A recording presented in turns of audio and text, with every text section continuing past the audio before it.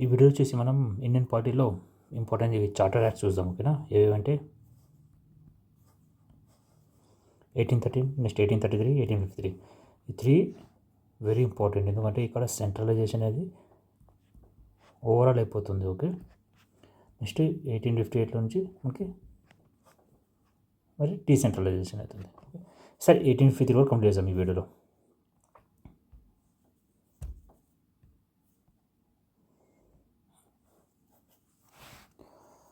వరకు మనకి ఎవల్యూషన్ అయిపోతుంది, బ్రిటిష్ అడ్మినిస్ట్రేషన్. ఇది ఒకటి గుర్తుపెట్టుకోండి మీరు. నేను బ్రిటిష్ అడ్మినిస్ట్రేషన్ అంటున్నాను కదా, మరి ఈస్ట్ ఇండియా కంపెనీ ఇవి ఏమవుతుంది? Separate bodies. Okay, British government అవుతుంది ఇది. ఓకే, నార్మల్గా ప్రైవేట్ కంపెనీ, ఈఐసి అంటే ఈస్ట్ ఇండియా కంపెనీ. ఓకే, ఈ 3 years వల్ల ఏమైపోతుందంటే ఓవరాల్ మొత్తం బ్రిటిష్ హ్యాండ్ ఓవర్లో వచ్చేస్తుంది ఇది ఇండియన్ అడ్మినిస్ట్రేషన్ అనేది. ఓకే, సరే, ఫస్ట్ వన్ చార్టర్ రైట్ 1813లో మోనోపొలీ అనేది ఎండ్ అయిపోయింది. ఓకే, కంపెనీ ఒక ట్రేడ్ని మోనోపొలీ ఎండ్ చేసినారు ఇండియాలో. కానీ ఇండియాలో ఓవరాల్ ట్రేడ్ అనేది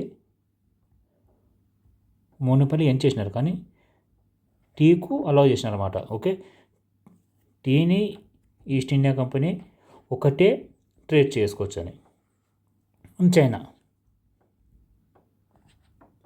చైనాకు ఓవరాల్ ట్రేడ్ చేయడానికి మోనోపొలీ ఇచ్చినారు. ఎవరికి? ఈఎస్సికి, ఈస్ట్ ఇండియా కంపెనీకి. ఓకే, నెక్స్ట్ బ్రిటిష్ కొనుకు సవరిటీ ఇచ్చినారు. ఇవి కంపెనీ ఒక టెరిటరీస్. ఇప్పుడు కంపెనీ ఏవైతే వార్స్తో ల్యాండ్స్ అవన్నీ వచ్చినాయి కదా వాళ్ళకి, దీని ఒక సవరిటీ ఎవరికి ఇచ్చినారు? బ్రిటిష్ గవర్నమెంట్కి వచ్చింది. Okay, allowed Christian missionaries to enter India. సరే, చూడండి, వాళ్ళు ఏమనేవాళ్ళంటే ఇక్కడ ఉన్న పీపుల్కు ఎన్లైటన్ చేయడం కోసమే వీళ్ళు క్రిస్టియన్ మిషనరీస్ వస్తున్నారని చెప్తున్నారు. ఓకే, నెక్స్ట్ వెస్టర్న్ ఎడ్యుకేషన్ కూడా ప్రమోట్ చేసినారు. లైక్ 1 lakh ఇచ్చినారు, ప్రతి యాన్యువల్లీ 1 lakh ఇస్తూ వెస్టర్న్ ఎడ్యుకేషన్కి హెల్ప్ఫుల్ చేసేవారు. ఓకే, 1 lakhతో. Next government employees impose taxes. Local governments, ఇది చూసుకోండి. లోకల్ అంటే ప్రొవిజన్స్. వీళ్ళు ఇండివిజువల్స్కి కూడా అండ్ గ్రూప్స్కి ట్యాక్స్ ఇంపోజ్ చేయొచ్చు. ఎవరు? లోకల్ ఉన్న governments. Okay, not central legislature.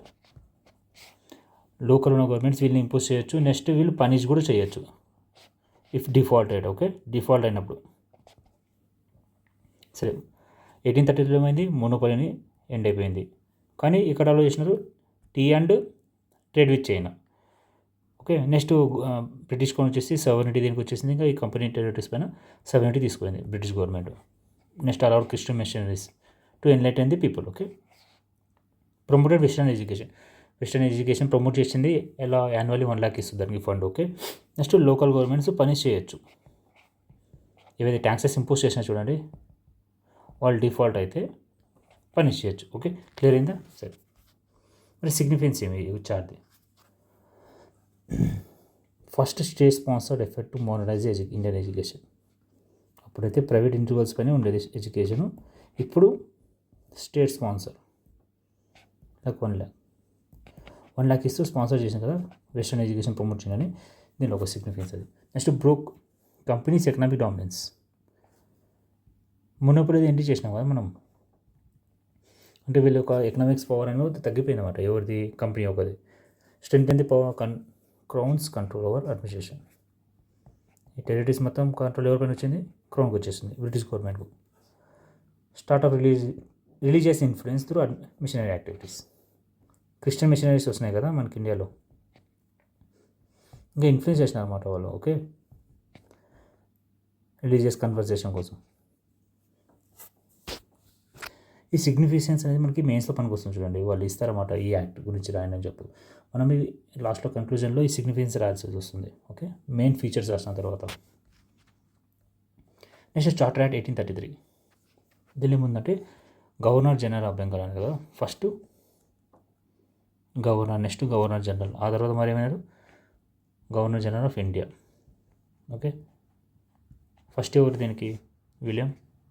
Lord William Bentinck first governor of India. దీనిలో ఏమైందంటే ఈ మద్రాసు, బాంబే, నెక్స్ట్ బెంగాల్, వీళ్ళకి లెజిస్లేటివ్ పవర్స్ ఉండేవి. ఓకే, ఇవన్నీ డిప్రూవ్ చేస్తూ, అంటే వీళ్ళ పవర్స్ అన్నీ క్యాన్సల్ చేస్తూ ఓన్లీ వన్ సెంట్రల్ లెజిస్లేచర్. ఇప్పుడు ఎవరి హ్యాండిల్లో? Governor general of India.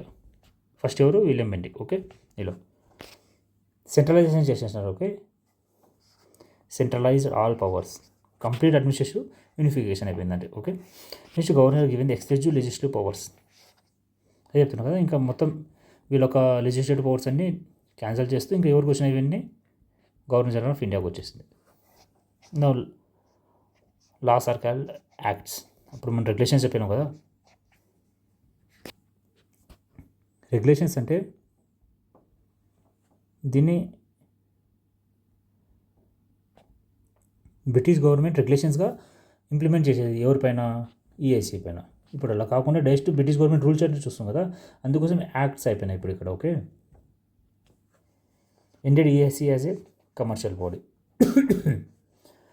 Total commercial body అనేది ఇంకా ఈఐసీ అసలు వర్క్ చేయమాట. దాన్ని ట్రేడ్ గురించి ఆలోచించడం అవన్నీ లేదు. ఇప్పుడు ఏం చేసింది? మొత్తం ప్యూర్లీ అడ్మినిస్ట్రేషన్ చూసుకోవాలి. ఇప్పుడు ఎవరు? East India company. Okay, same territories held in trust of majesty, same crown కిందనే వచ్చేసాయి టెరిటరీస్.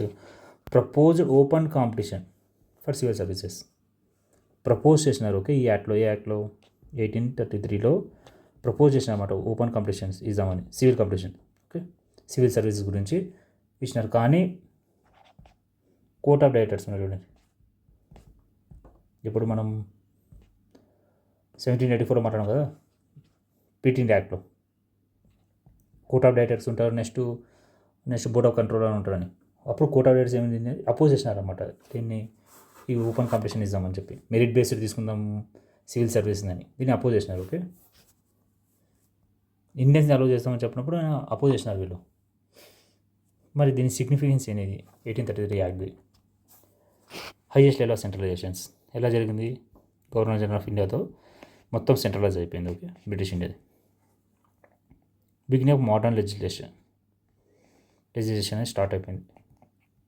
ఓకే, ఓవరాల్ ఇండియాలో first attempt into merit based civil services. అదే చెప్పినా కదా, ప్రపోజ్ చేసినారు కానీ ఇంప్లిమెంటేషన్ కాలేదు. Okay, EIC loses commercial functions, decline of company power. Only administration చేసేది ఈస్ట్ ఇండియా కంపెనీ. కానీ ఈ అడ్మినిస్ట్రేషన్ కూడా వాళ్ళకి ఓపెన్ అనేసి లేదన్నమాట. ఏవైతే యాక్ట్స్ వీళ్ళు ఇంప్లిమెంట్ చేస్తున్నారో బ్రిటిష్ గవర్నమెంట్, అవే వాళ్ళు ఇంప్లిమెంట్ చేసి వస్తుంది. ఓకే, సరే మన లాస్ట్ 1853లో ఏం జరిగినాయి? కీ ఫీచర్స్ ఏమి ఉన్నాయంటే, ఇది వెరీ ఇంపార్టెంట్ పాయింట్ చూడండి. Separated legislative and executive functions of governor generals council. అప్పుడు గవర్నర్ జనరల్ కౌన్సిల్ ఉండేది కదా, 4 మెంబర్స్. ఫస్ట్లో 1773లో రెగ్యులేటింగ్ యాక్ట్లో వచ్చింది. ఆ కౌన్సిల్ ఇంకా నడిచింది. ఓకే, ఆ తర్వాత ఇప్పుడు ఏమైందంటే లెజిస్లేటివ్ అండ్ ఎగ్జిక్యూటివ్ వేరే సపరేట్ అయిపోయినాయి. ఓకే, వీళ్ళు ఒక ఫంక్షన్ వేరే చూసుకుంటారు, వీళ్ళ ఫంక్షన్ వీళ్ళు చూసుకుంటుంటారు. దీంతో ఏమైందంటే ఇప్పుడు ఇది లెజిస్లేటర్ అనేది ఓవరాల్ ఇండియాది కదా, గవర్నర్ జనరల్ అనేది ఇండియా కదా, దీన్ని సెంట్రల్ లెజిస్లేచర్ అనేవారు. వీళ్ళ కింద ఉండేవా ప్రొవిజన్స్ లెజిస్లేచర్ లేదు. ఓకే, ఓన్లీ ఇది ఒక్కటే ఉండేది సెంట్రల్ లెజిస్లేచర్. దీన్ని మినీ పార్లమెంట్ అని అంటారు. Mini parliament. Introduce open competition for civil services. ఎప్పుడైతే ఈ మెకాలే కమిటీ జరిగింది చూడండి 1850లో, ఈయన రికమెండ్ చేశానమాట, ఓపెన్ చేసేయండి సివిల్ సర్వీసెస్ అనేది for Indians also. Okay, extended company rules without fixing time. Company రూల్ని ఎక్స్టెండ్ చేసినారు అనమాట. ఓకే, అప్పుడైతే కమర్షియల్ వీళ్ళ ఫంక్షన్స్ ఎండ్ చేసినారు. నెక్స్ట్ అడ్మినిస్ట్రేటివ్ అని ఒకటి అన్నారు, అది కూడా ఎక్స్టెండ్ చేసినారు. కానీ పార్లమెంట్ కూడా ఎనీ టైం, అంటే ఈ కంపెనీ రూల్ని ఎప్పుడైనా ఎండ్ చేయొచ్చు. ఎందుకంటే ఇప్పుడు వాళ్ళు 20 years అలా ఏం టైం ఇవ్వలేదన్నమాట. ఎక్స్టెండ్ చేస్తున్నామని చెప్పి, ఓన్లీ ఎక్స్టెండ్ చేస్తున్నామని చెప్పింది, అది ఎప్పుడు ఎండ్ చేస్తామని తెలియదు. లోకల్ రిప్రజెంటేషన్ స్టార్ట్ అయిపోయింది దేంట్లో, సెంట్రల్ లెజిస్లేచర్లో. ఎక్కడెక్కడ నుంచి, బాంబే, బెంగాల్, మద్రాస్ అండ్ ఆగ్రా. ఇలా 4 నుంచి ఒక్కొక్క పర్సన్ని ఈ సెంట్రల్ లెజిస్లేచర్ అని చూడండి దానిలో నామినేట్ చేసేవారు. ఓకే, ఒక సింపుల్ వే ఆఫ్ ఎలక్షన్స్ లాగా వీళ్ళు ఇంట్రడ్యూస్ చేసినారు. ఓకే, ఆ 4 మెంబర్స్ తీసుకొని సెంట్రల్ లెజిస్లేచర్ కూర్చోబెట్టి వాళ్ళకి ఇష్యూస్ ఇవే ఇంప్లిమెంట్ చేయడమని మాట్లాడేవారు. ఓకే, మరి దీని యొక్క ఇంపార్టెన్స్ ఏమేమి ఉన్నాయి, సిగ్నిఫికెన్స్ యాడ్ గురించి అంటే, బర్త్ ఆఫ్ మోడర్న్ లెజిస్లేచర్. ఇది అప్పుడే స్టార్ట్ అయిపోయింది కదా 1833లో, కొంచెం ఇంప్రూవ్ అయిపోయింది ఇప్పుడు. ఎందుకంటే ఇప్పుడు మనకి లోకల్ రిప్రజెంటేషన్ వచ్చినాయి కదా ఇంట్లో, సెంట్రల్ లెజిస్లేచర్లో. ఎక్కడ నుంచి, అదే Bombay, Agra, Bengal and Madras. Next open civil service to Indians. Okay, direct step towards responsible Indian participation. చెప్తున్నారు లోకల్ గవర్నమెంట్ రావడం వల్ల మనకి ఇండియన్స్ ఒక పార్టిసిపేషన్ కూడా వచ్చింది దానిలో. ఓకే, నెక్స్ట్ ఇది లాస్ట్ చార్టర్ యాక్ట్ 1850 అనేది లాస్ట్ అనేది. తర్వాత 1857లో రివోల్ట్ జరిగింది కదా, అప్పుడేమైంది, ఇంకా ఇండియన్ యాక్ట్ వచ్చేసింది, ఏది 1858. సరే 1858 యాక్ట్ ఇంకా నెక్స్ట్ వీడియో చేద్దాం. ఓకేనా, ఇప్పుడు అర్థమైందా 1833, 1813, 1833, 1853 ఈ యాడ్స్ ఇంపార్టెంట్. ఓకే, మనకి ప్రిలిమ్స్లో చాలా క్వశ్చన్స్ వస్తాయి దీని నుంచి. లెజిస్లేషన్ ఎగ్జిక్యూటివ్ ఎప్పుడు సపరేట్ అయిన అనేది 1833 అలాంటివి క్వశ్చన్స్ వస్తుంటాయి. ఓకే, సరే.